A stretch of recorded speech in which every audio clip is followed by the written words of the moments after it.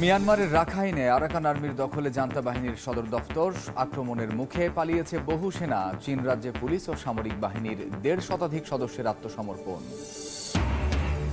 গাজার শরণার্থী শিবিরে ইসরায়েলের বর্বর হামলা, একদিনে প্রাণ গেল আরও ২৫ ফিলিস্তিনির। অভিযান জোরদারের মুখে উপত্যকা জুড়ে খাবার ও পানির জন্য হাহাকার। জার্মানিতে বড়দিনের মার্কেটে পথচারীদের ওপর গাড়ি তুলে দেয়ায় ২ জন নিহত, আহত অন্তত ৭০। সৌদি বংশোদ্ভূত হামলাকারী আটক। পর্তুগালে বাংলাদেশি অধ্যুষিত এলাকায় নিরাপত্তা বাহিনীর তল্লাশি, অস্ত্র ও মাদক থাকার দাবি করলেও পাওয়া যায়নি কিছুই। অভিবাসীদের হয়রানির নিন্দা রাজনৈতিক দলের।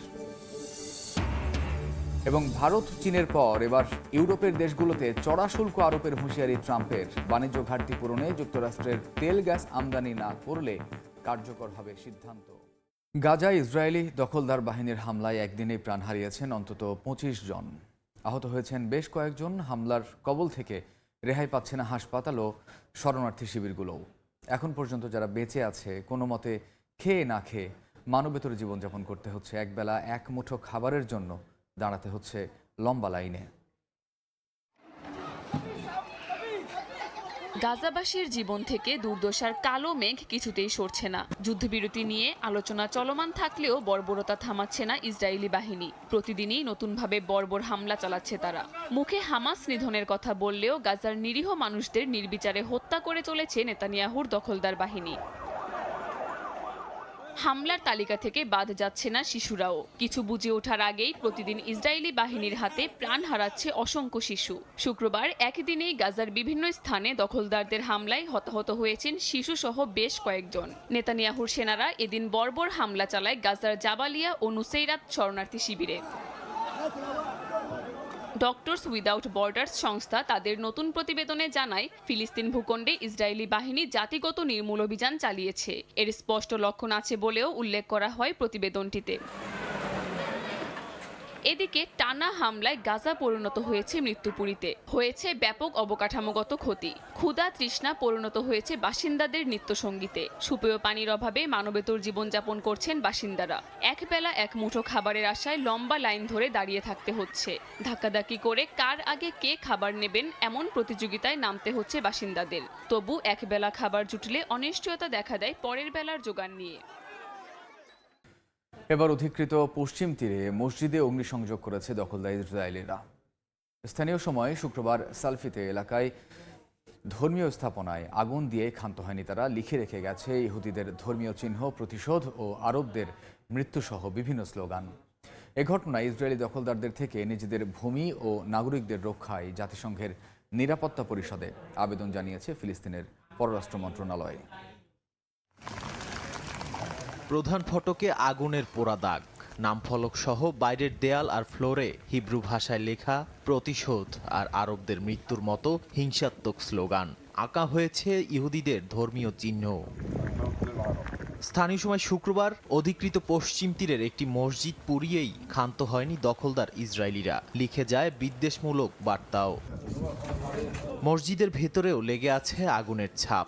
ধর্মীয় স্থাপনায় ন্যাক্কারজনকভাবে অগ্নিসংযোগ ও হামলার ঘটনায় ভীষণ মর্মাহত পশ্চিম তীরের সালফিত এলাকার মার্দা গ্রামের বাসিন্দারা। তাদের অভিযোগ, মসজিদটির জায়গায় ইহুদিদের ধর্মীয় উপাসনালয় বানানোর চক্রান্ত চলছে। শুক্রবার মার্দাবাসী জেগে ওঠে বীর আল ওয়ালিদিন মসজিদে দখলদার সন্ত্রাসীদের আগুন ও হামলায়। কিছু দখলদার ইসরায়েলি আগুন দিয়ে পুরো মসজিদ পুড়িয়ে দিতে চেয়েছিল, যা আপনারা দেখতেই পাচ্ছেন। মসজিদের বাইরে কিভাবে উগ্রভাবে আরবদের মৃত্যু লিখে রেখেছে। মসজিদটি পুড়িয়ে এখানে ইহুদিদের ধর্মীয় উপাসনালয় বানানোর চক্রান্ত চলছে। এরই অংশ হিসেবে চাতুর্যের সঙ্গে একের পর এক হামলা চালিয়ে যাচ্ছে দখলদাররা। ঘটনাস্থল থেকে আলামত সংগ্রহের পর ইসরায়েলি পুলিশ বলছে ধর্মীয় স্থাপনায় হামলাকারীদের আইনের আওতায় আনা হবে। অন্যদিকে মসজিদে হামলার পর দখলদারদের হাত থেকে নিজেদের ভূমি ও নাগরিকদের বাঁচাতে জাতিসংঘ নিরাপত্তা পরিষদে আবেদন করেছে ফিলিস্তিনের পররাষ্ট্র মন্ত্রণালয়। সিরিয়ার বিদ্রোহী গোষ্ঠী তাহরির আল শামের প্রধান আহমেদ আল শারার সঙ্গে বৈঠক করেছেন মার্কিন প্রতিনিধি দল। আল জাজিরা জানায়, দুপক্ষের বৈঠকে সিরিয়ার রাজনৈতিক পট পরিবর্তন নিয়ে আলোচনা হয়। দেশটির কোনো গোষ্ঠী যেন সিরিয়া বা বহির্বিশ্বের জন্য হুমকি না হয়ে উঠতে পারে, এ বিষয়ে জোর দেন যুক্তরাষ্ট্রের প্রতিনিধিরা। এদিকে সিরিয়ায় যুক্তরাষ্ট্রের বিমান হামলায় আইএসের শীর্ষস্থানীয় নেতাসহ 2 জন নিহত হয়েছেন।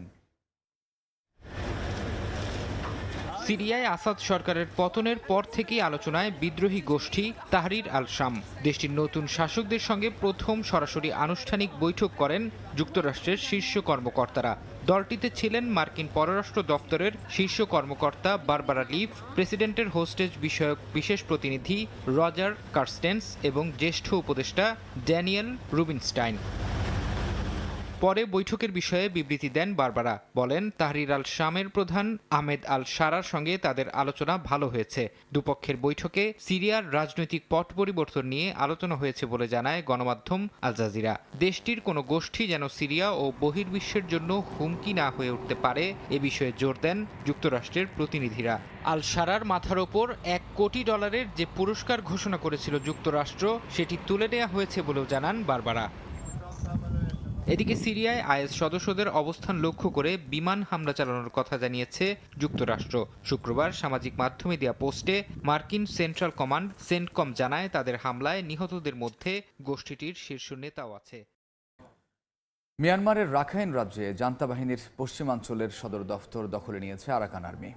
সমন্বিত আক্রমণের মুখে সেনাদের পালিয়ে যাওয়ার ভিডিও ফুটেজ প্রকাশ করেছে বিদ্রোহী গোষ্ঠীটি। বিদ্রোহী গোষ্ঠীগুলো জানিয়েছে চীন রাজ্যে 1.5 শতাধিক সেনা ও পুলিশ আত্মসমর্পণ করেছে। বর্তমানে মিয়ানমারের 1/4 ভূখণ্ডের নিয়ন্ত্রণ রয়েছে জান্তা বাহিনীর হাতে। বিদ্রোহীদের পক্ষে কাজ করা গুপ্তচরদের কারণে সামরিক শাসন দুর্বল হয়ে পড়ছে বলে উঠে এসেছে বিবিসির এক অনুসন্ধানে। মুহুর্মুহু গুলি আর সমন্বিত আক্রমণের মুখে মিয়ানমারের রাখাইন রাজ্যের ঘাঁটি ছেড়ে পালাচ্ছে জান্তা সেনারা। কেউ হাতে সাদা পতাকা দেখিয়ে করছেন আত্মসমর্পণ। রাজ্যটির পশ্চিম কমান্ড সদর দফতর দখলে নেয়ার এই ভিডিও ফুটেজ সম্প্রতি প্রকাশ করে বিদ্রোহী গোষ্ঠীটি।